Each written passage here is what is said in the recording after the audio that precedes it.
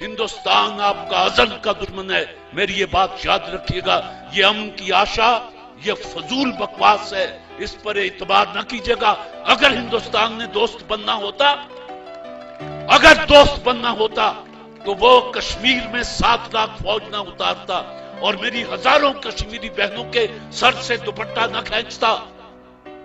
وہ آپ کا دشمن ہے، اس نے نفسیاتی طور پر بھی آپ کو مارا، ثقافتی طور پر بھی آپ کو مارا، اور اب بھی دہشت گردی پھیلا رہا ہے۔ آپ کے دریا خشک، آپ کی نہریں خشک، ٹیل پر پانی نہیں پہنچ رہا، آپ کی فصلیں نہیں ہو رہی۔ اگر یہی صورتحال رہی، امن کی آشائیں ایسی رہی، تو خدا معاف کرے میں بڑا بھیانک نقشہ دیکھتا ہوں۔ ہمیں کوئی جینیس لیڈر نہیں ملا۔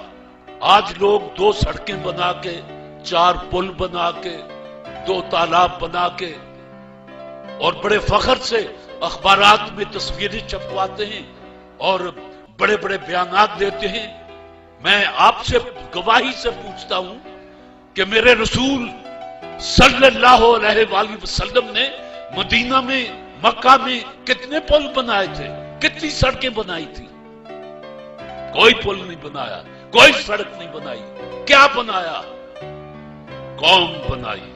جب قوم بن جاتی ہے، پل خود بن جاتے ہیں، سڑکیں خود بن جاتی ہیں۔ آپ کو پتا ہے کہ اب ایک سازش کے تحت پاکستان کی اسمبلی کا الیکشن کروڑوں روپے کا بنا دیا گیا ہے۔ جس کی جیب میں کروڑوں ہیں وہ الیکشن لڑ لے۔ طارق عزیز تو نہیں لڑ سکتا، چاہے ساری عمر گلا پھاڑتا رہے۔ 5 سال کے بعد یا جب بھی وقت آتا ہے، آدھے ادھر آ جاتے ہیں، آدھے کرسیوں پہ بیٹھ جاتے ہیں اور یہ بے مغز باتوں پر شور مچاتے ہیں۔ یہ آدھے ادھر والے، اس لیے کہ ان کا کام ہی شور مچانا ہے۔ ادھر والے تسلی دیتے رہتے ہیں ہار پھول پہن کے کہ اگلے سال ہم یہ کر دیں گے، اس کے اگلے سال یہ کر دیں گے، اور دیکھو ہم نے یہ کیا تھا یہ ہے نہیں کہیں ان کے پاس، یا تو تھا اور ان کی اپنی طرز زندگی۔ ہائے، آج عطا اللہ شاہ بخاری یاد آتا ہے، اس کو جب کہا گیا کہ مسلم لیگ میں آ، اس نے ایک بات کہی، اور درویش کی بات کتنی سچی تھی۔ اس نے کہا جو لوگ اپنی یہ 2.5 من کی لاش پر اسلام نافذ نہیں کر سکتے، وہ یہ 15 کروڑ انسانوں پر اسلام نافذ کریں گے۔ یہ عطا اللہ شاہ بخاری مرحوم ملتان میں آسودہ خاک ہیں، یہ ان کا کہا ہوا فقرہ ہے۔ میرے رسول صلی اللہ علیہ وآلہ وسلم نے ایک ارشاد فرمایا تھا، یہ حدیث نبوی ہے کہ دیکھو اپنے درمیان طبقات پیدا نہ ہونے دینا ورنہ تباہ ہو جاؤ گے۔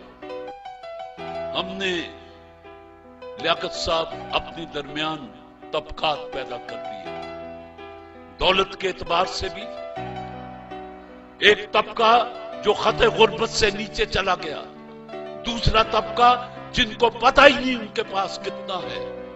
طبقات، تعلیمی نظام 4-4، 5-5، اس 7,96,095 مربع کلومیٹر جس کو پاکستان کہیں، یہاں 5-5 نظام تعلیم چلے، قوم کیسے بنتی؟ وہ یگانگت کیسے آتی؟ وہ یکجہتی کیسے پیدا ہوتی؟ غریب کا بچہ تپڑوں والے اسکول میں، اور اس کو ڈیل کرنے والے قصائیوں جیسے چہرے والے ماسٹر، اور بعض ایچسن میں، برن ہال میں، جی سی میں، اور ادھر اسلامیہ اسکول، ادھر مولوی بیٹھا صرف قرآن اور حدیث ناظرہ پڑھا رہا ہے، ترجمہ نہیں بتا رہا، اس کو خود نہیں آتا۔ یہ زبان سے لا الہ کہہ دینا، اقبال کہتا ہے کچھ نہیں، دل و نگاہ مسلمان نہیں تو کچھ بھی نہیں۔ تو جن کو پتہ ہی نہیں وہ کیا پڑھ رہے ہیں، تو اس سے زیادہ قرآن کی بے حرمتی آپ اور کیا کر سکتے ہیں کہ 5 وقت پڑھتے ہیں، کوئی پوچھے کیا پڑھ کے آیا ہے، آپ کہیں کہ یار قرآن پڑھ کے آیا ہوں. کیا پڑھا؟ قرآن. میں کیا سمجھا؟ کیا پایا؟ ثواب. اس میں لکھا ہوا کیا ہے؟ اللہ جانے. جیدی کتاب ہے وہ تو جان ہی ہے، اللہ جانے. لیکن میں ایک غلط فہمی آپ کے ذہن سے نکال دوں کہ دنیا کے جدید علوم میں سے صرف 30% علوم ایسے ہیں جن کی وارث انگریزی زبان ہے. ایشیا کا کوئی ملک ایسا نہیں جس کی قومی زبان انگریزی ہو، لیکن 30% علوم ایسے ہیں جو انگریزی زبان میں ہیں، باقی جرمنی میں ہیں، فرینچ میں ہیں، چائنیز میں ہیں. آپ جرمنی میں جا کے انگریزی بولیں، وہ آپ کا منہ دیکھنے لگتا ہے جیسے ہمارا چک 37 کا بندہ ایسے بندے کا افسر کا منہ دیکھے جو انگریزی بول رہا ہو.